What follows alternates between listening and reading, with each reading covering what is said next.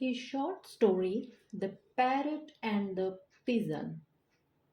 A parrot lived on a tree. One day it left its nest in the search of food.